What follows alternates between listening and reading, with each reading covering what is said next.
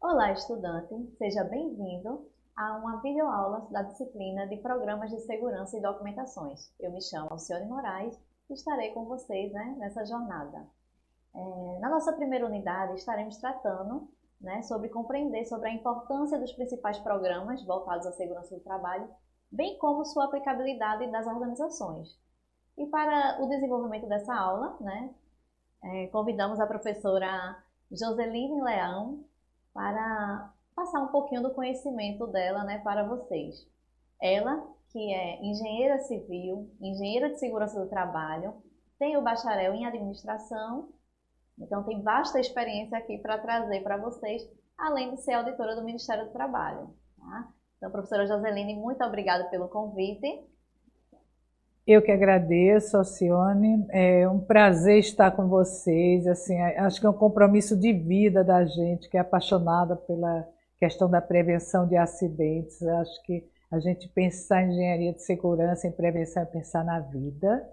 E tudo que a gente vai tratar aqui é caminho para garantir uma vida saudável, uma vida produtiva, né? E assim, para mim é uma honra estar aqui com vocês, poder compartilhar um pouquinho do conhecimento que a gente acumula de uma vida inteira. Uma vivência muito rica, né?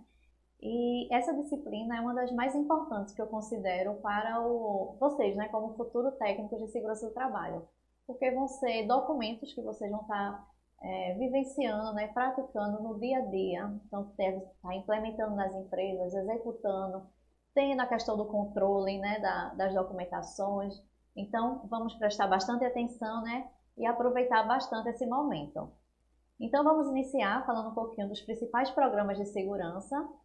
A gente fez o e-book da disciplina, que falou sobre alguns programas, e aqui o foco da nossa videoaula será sobre o PGR, que é o Programa de Gerenciamento de Riscos. A gente viu que temos o PCMSO, que é o Programa de Controle Médico de Saúde Ocupacional, vimos um pouquinho do PGR, vimos um pouquinho sobre o Programa de Proteção Respiratória, Programa de Conservação Auditiva, e agora vamos focar com a professora Joseline sobre o PGR. Vamos lá? Pode iniciar, professora. Muito bem. Antes de tudo, nós vamos colocar uma questão que é muito importante, o patamar legal.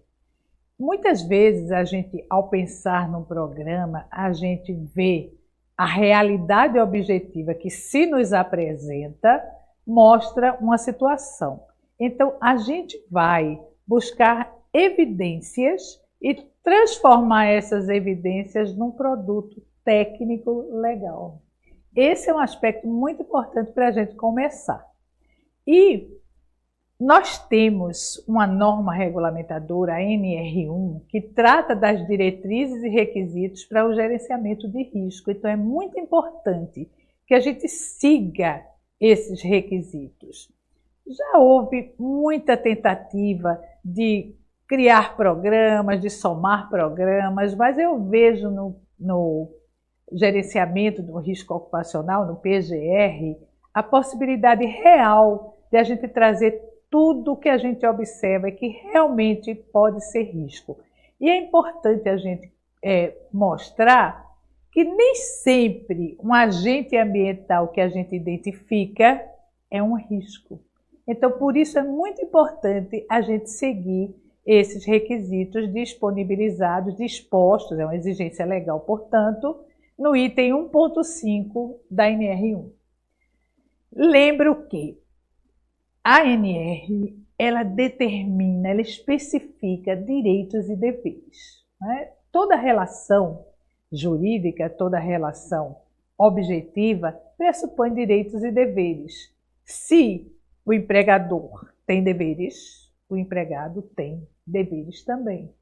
E o maior dever que eu vejo é possibilitar o conhecimento dos riscos.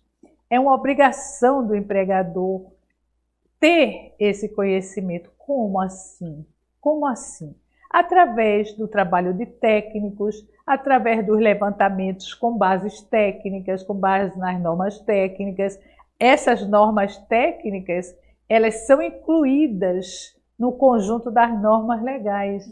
A gente tem, por exemplo, normas brasileiras que não são normas legais, mas que se tornam exigências legais a partir do momento em que elas são incluídas nessas normas. Então, algo muito importante, gente. Vou chamar a atenção de um ponto aqui que é super importante. Uma obrigação do empregador, que vem, inclusive, repetindo um conjunto de dados e repetindo o artigo 157 da CLT, professora Alcione, que é muito importante. O item 1.4, no subitem 1.41, ele repete exatamente o contexto do artigo 157, que determina que o empregador tem que cumprir e fazer cumprir as disposições legais. Trocando em miúdos, cumprir, certo, não significa cumprir parcialmente ou cumprir só uma parte. Eu vou dar um exemplo muito prático. A questão do EPI, que é uma indiscutida, e a gente no campo tem muita dificuldade.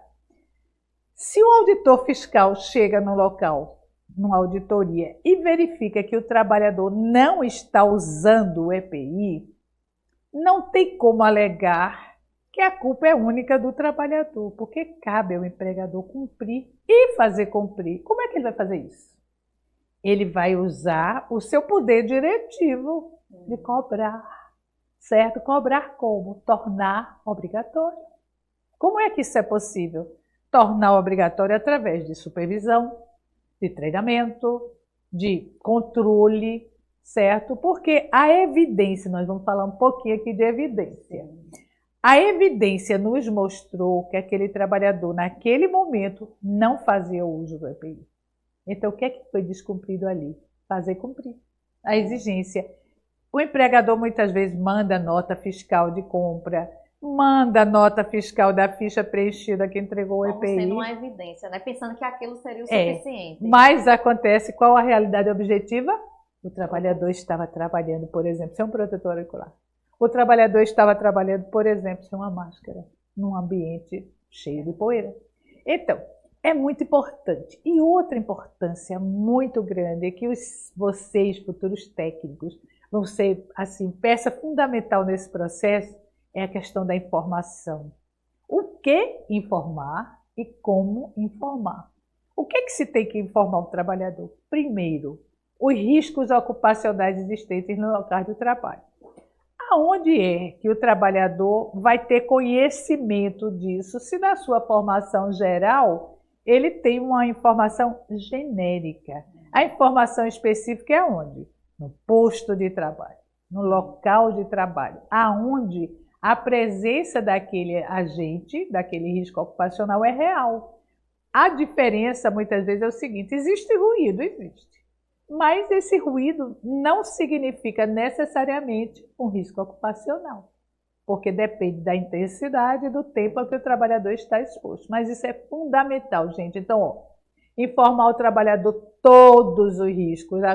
Para mim, o grande legado do PGR já é esse, todos os riscos. Vamos separar só um pouquinho aqui. Existem riscos de acidente, existem riscos de adoecimento. Antigamente se separava um pouco os riscos ocupacionais, a antiga visão da NR9, aqueles que geravam adoecimento. Então, só para vocês lembrarem um pouquinho, ruído gera o quê? Adoecimento, tá? Surdez profissional. Já um fio elétrico exposto, que é um risco de acidente, que pode acontecer a qualquer tempo. Então, isso é muito importante que o trabalhador receba essa informação. Segunda informação importante ali na linha B, as medidas de prevenção adotadas pela empresa. Muitas vezes a empresa investe, muitas vezes a empresa tem esses meios. Só que às vezes esses meios eles não chegam a total eficiência e eficácia por falta de, vamos dizer, de todas as ligações necessárias do treinamento, do controle, da supervisão. Então, super importante. Terceiro, importante informar o resultado dos exames médicos e exames complementares. Como é que o trabalhador vai saber se as medidas adotadas foram eficazes ou eficientes.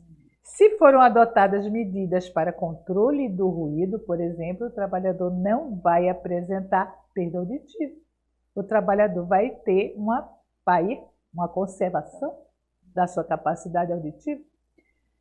E no subitem, na linha 4 ali, que a gente está vendo ali no subitem 4, o resultado das avaliações ambientais realizadas no local de trabalho. Gente, isso é super importante. Isso é transparência, isso é informação, isso é evidência.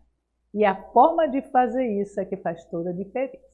Ainda chamou atenção aqui na elaboração de ordem de serviço sobre segurança e saúde no trabalho, dando ciência aos trabalhadores. É bem diferente de uma ordem de serviço técnica. Não é como subir numa escada e fazer um serviço. É como subir numa escada e fazer o serviço com segurança. Ou seja, qual o risco que vai ocorrer na execução daquela tarefa. Eu acho que essas exigências a gente tem que estar lembrando sempre, porque elas são fundamentais para o entendimento e para o gerenciamento do PGM. E, frisando o que a professora falou, a gente verifica que ela falou da questão do controle médico, né? De verificar se aquela medida foi realmente eficaz, né? Então, essa medida a gente pode avaliar pelo PCMSO, que vai estar tendo os riscos que tem naquele ambiente de trabalho. O médico vai passar os exames, né, periódicos para estar monitorando ali a jornada, a saúde, né, do trabalhador. Tá? E a ordem de serviço, só fazendo uma ressalvazinha, complementando, é onde você vai descrever quais as atividades que aquele funcionário vai desenvolver, qual função ele está desenvolvendo. Então, quais as atividades e qual o risco para cada atividade e quais as medidas vão ser adotadas para cada etapa. É necessário EPI? Qual o tipo do EPI? Então, você tem que passar, dar a ciência ao funcionário sobre os riscos e as medidas de controle. Muito bem. Gente, como eu falei, a gente vai falar muito de evidências, né? Sim. Outra questão, implementar medidas de prevenção ouvidos os trabalhadores. Por que ouvidos os trabalhadores?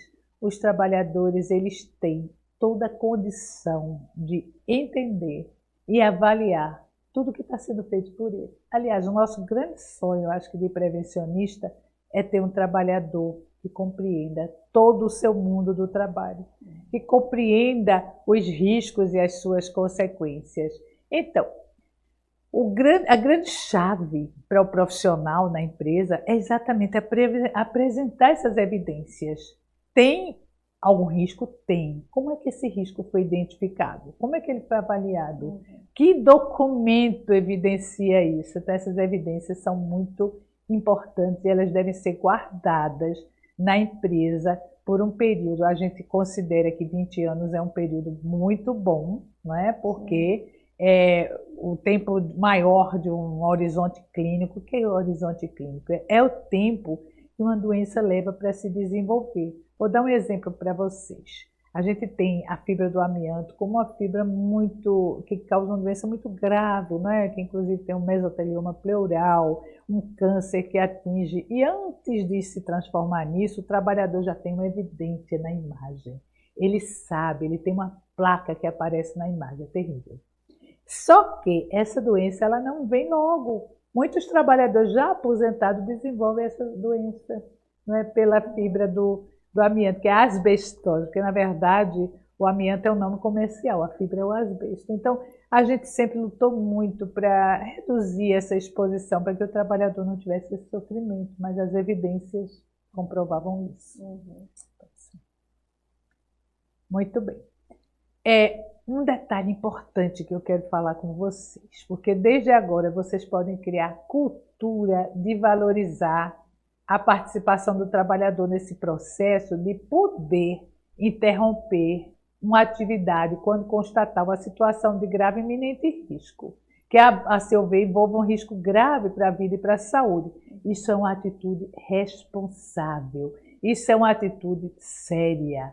Ninguém pode executar, ninguém pode tomar uma atitude dessa do nada. Então, o trabalhador que ele se recusar a trabalhar nessa condição, na verdade, ele estará ajudando a sua empresa. Ele não vai fazer isso de forma irresponsável, vai comunicar ao seu empregador Isso se baseia em protocolos internacionais e eu vou falar uma coisa para vocês. Eu tive a oportunidade de ver uma empresa que adota essa prática. O trabalhador que se recusa, ele ganha prêmio.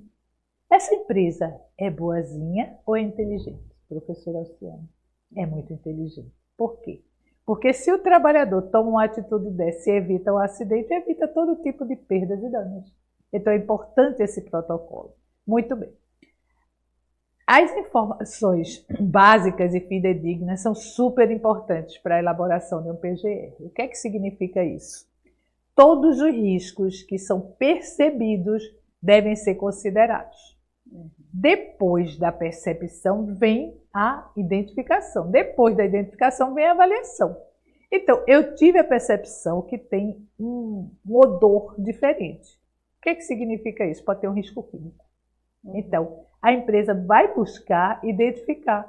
De repente, identifica aquele produto não traz risco à integridade, mas é preciso evidenciar isso. Então, a fidedignidade é tudo que vocês têm que lutar. Ou seja, a informação tem que ser absolutamente compatível com a realidade da empresa. Então, esse é um ponto que a gente acha super importante. Depois, verificação do nível de conhecimento na identificação e análise dos riscos. Como eu posso analisar o que eu não conheço? Então, é importante, o papel de vocês vai ser muito importante. Vai ter produto que vocês não vão conhecer, mas vão buscar um expert, vão buscar um especialista para fazer esse reconhecimento, de modo que ninguém adoeça.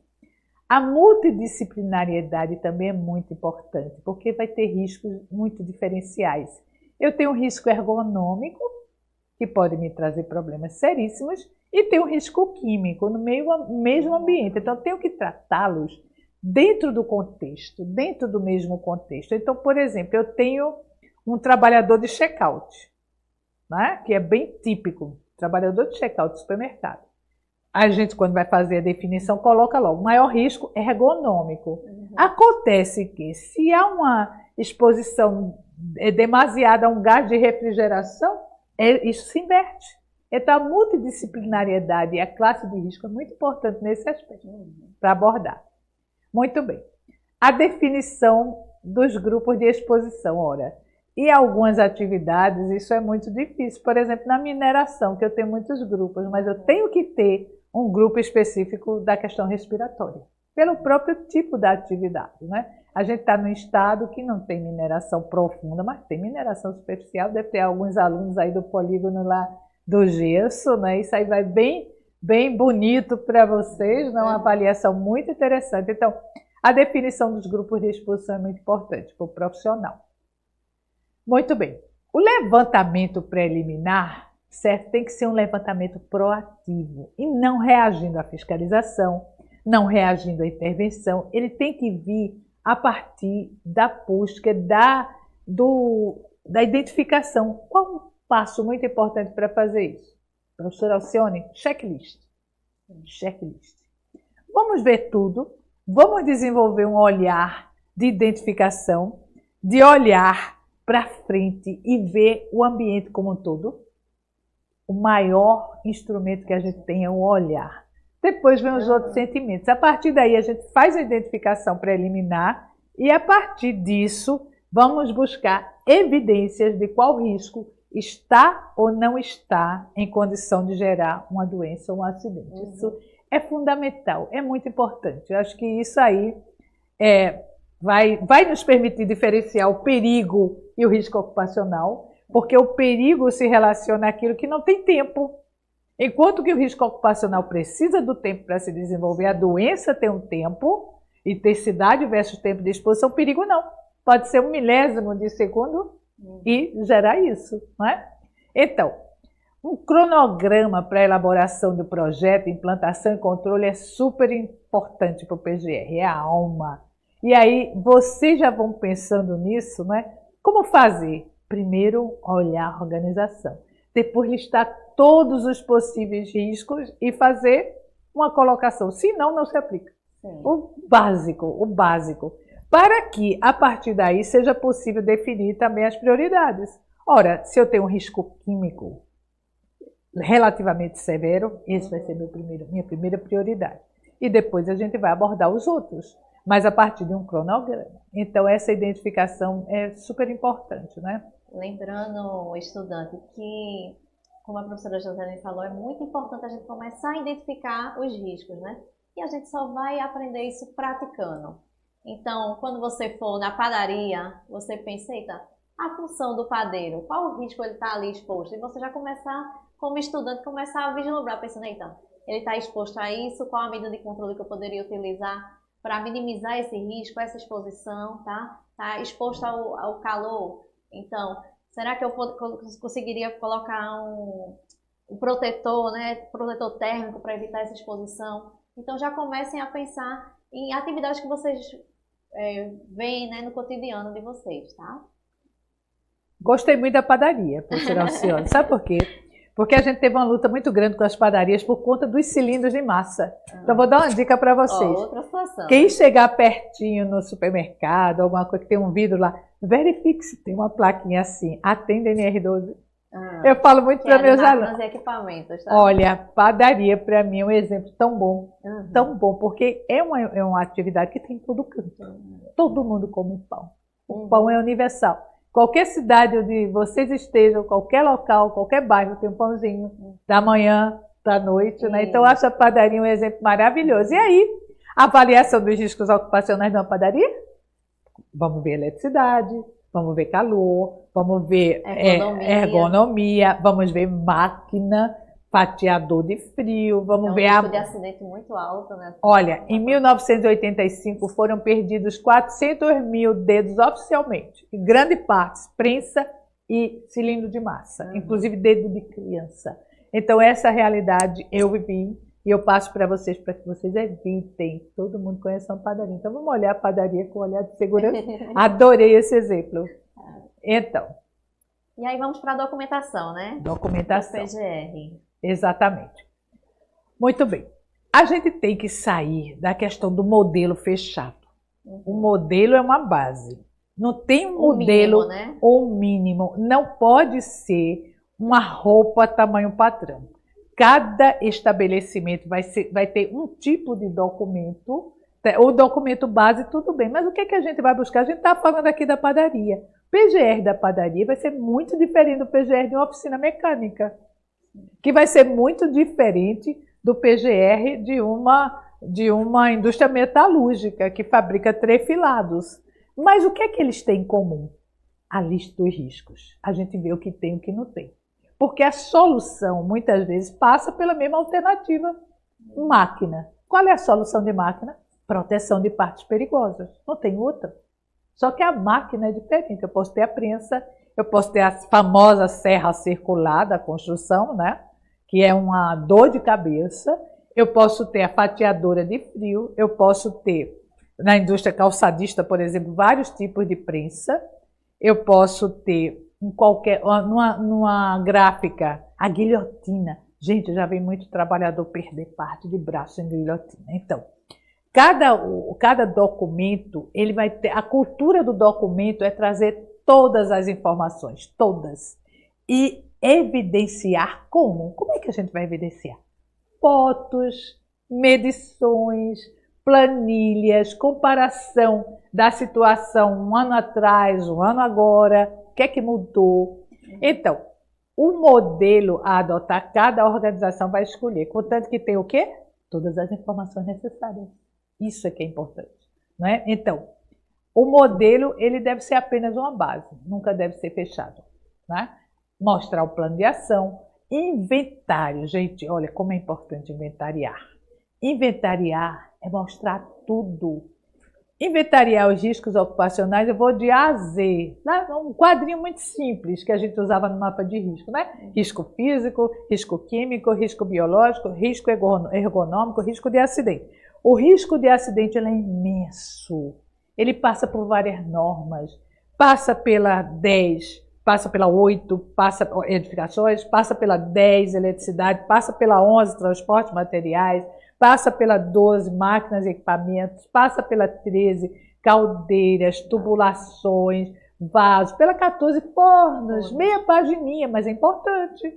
Quanto forno já explodiu? Quando for já explodiu, olha nosso inventário andando. Olha nosso inventário andando. Passa pela 17, ergonomia fundamental, inclusive um projeto ergonômico quando couber. Passa pela 18, só dela, só construção, é o mundo da construção. 19 explosivos. Gente, parece tão... Então, assim, quantas empresas precisam de... Ó, só não pode aqueles... até tem que cuidar com a segurança, para não levar o explosivo para outra coisa, né? Então, até isso a gente tem que ter cuidado. 20, combustíveis inflamáveis. Todos vocês, em qualquer cidade onde esteja, tem posto de gasolina, tem bomba, tem que definir essa segurança, não é? A 21, céu aberto, é menor. 22 é muito específica, mineração. Tudo isso que eu estou falando é risco de acidente, professora Alcione. Veja que mundo. 23, não é? O COCIP tem suas regras diferenciadas para cada estado. Então, a prevenção de incêndio, ela é comum para todas as atividades, né? Cada uma tem a sua especificidade. A gente tem depois, né, outras normas específicas, trabalho rural. Tem o subaquático, né, a 30, 28, o pessoal de... Aí vimos, né, com área de saúde, uma área muito específica, que tem muito risco, né, 32.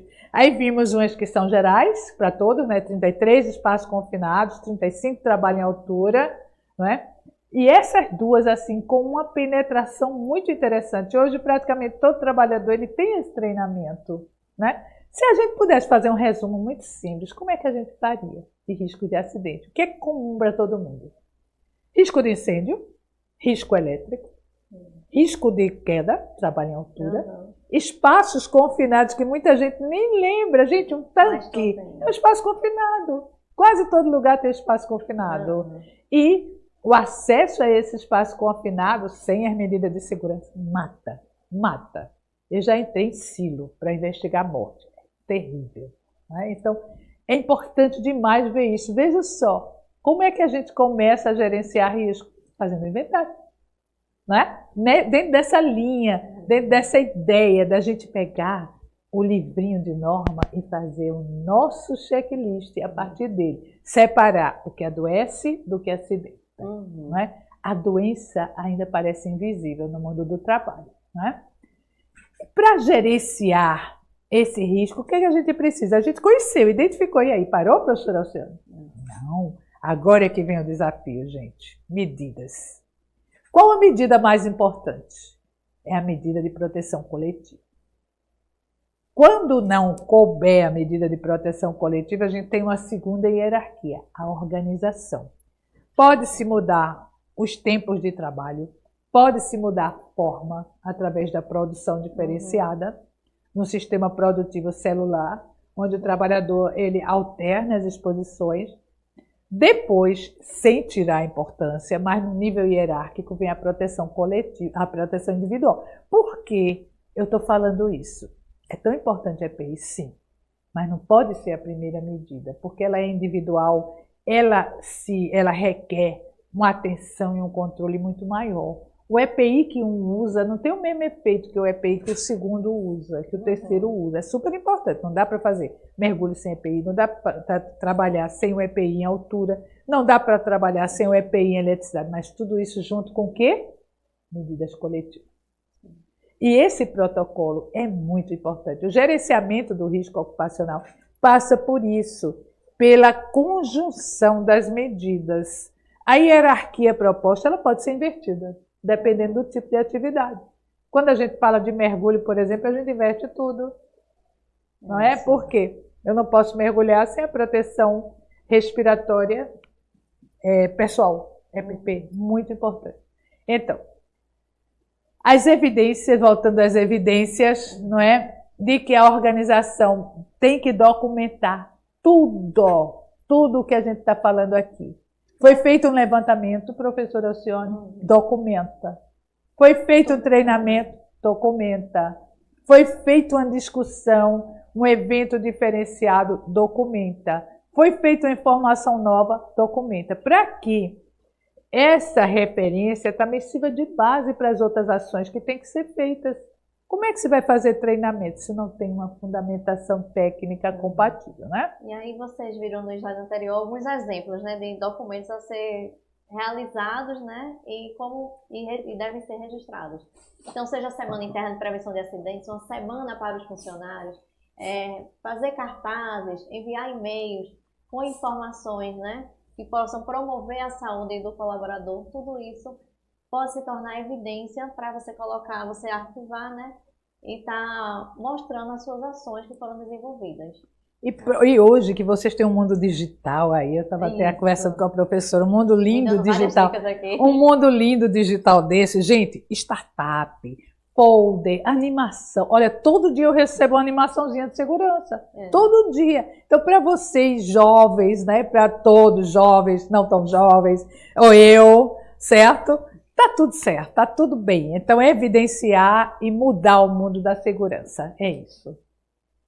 Pronto. Gente, finalizamos aqui a nossa primeira videoaula, né, da primeira unidade. Gostaria de agradecer à professora Joseline, né, por ter participado. E espero vocês na nossa segunda videoaula, que discutiremos a parte das documentações.